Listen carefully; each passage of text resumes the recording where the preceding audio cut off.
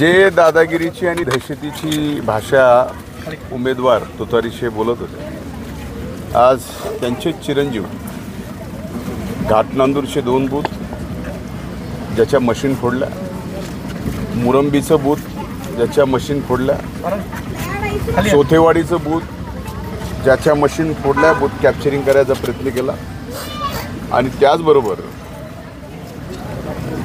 तळेगाव घाटमध्ये सुद्धा booth capturing करून machine फोडण्याचा प्रयत्न केला. शेलू आंब्याला सुद्धा त्या ठिकाणी मशीन फोडून बूथ ताब्यात घ्यायचा प्रयत्न केला. घाटनांदूरमध्येही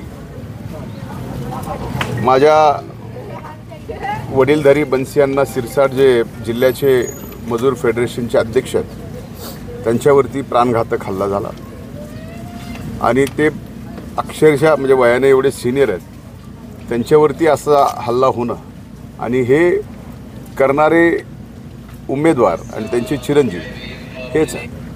त्यामुळं दहशत कुणाची हे आता तुतारी आणि तुतारीच्या वरिष्ठ नेतृत्वाला कळालं पाहिजे आणि या परळीच्या मायबाप जनतेला सुद्धा कळालं पाहिजे. आजपर्यंत अशा प्रकारची घटना आणि गालबोट कधीच कुठं लागलं नाही आजपर्यंत. या मला जसं कळतं ह्या 30 वर्षाच्या निवडणुकीत अशा पद्धतीचं गालबोट कधीच लागलेलं नाही. कुठं बूथ कॅप्चरिंग, मशीन फोडणं, अमकं तमकं. याच्यातून कुणाला या ठिकाणी दहशत करायची, कुणाची दहशत आहे, हे सगळी मानसिकता आता मायबाप जनतेच्या लक्षात आली. मी प्रशासनालाही कळवलं की तात्काळ याबाबतीत कारवाई करा आणि जेवढा वेळ या ठिकाणी मशीन फोडून पुन्हा मतदान चालू होईपर्यंत लागेल तेवढा वेळ त्या ठिकाणी मतदानासाठी त्यांनी दिला पाहिजे. आणि तात्काळ ज्यांनी कुणी केलं आहे त्याचे सगळे व्हिडिओ कॅमेऱ्यामध्ये, फुटेजमध्ये सगळे आलेले आहेत आणि या ठिकाणी स्वतः उमेदवाराचा मुलगा प्रत्येक गावचे बूथ फोडीत आणि बूथ कॅप्चर करीत या ठिकाणी फिरतो आहे.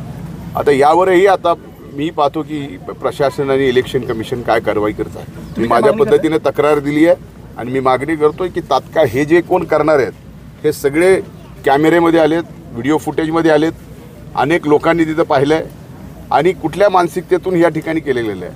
त्याच्यामुळं मी स्वतः या ठिकाणी तक्रार करतोय. मी आता प्रत्येक बूथवर फिरतोय, पण मी फोनवरती याबाबतीत उमेदवार म्हणून या ठिकाणचा तक्रार केलेली आहे.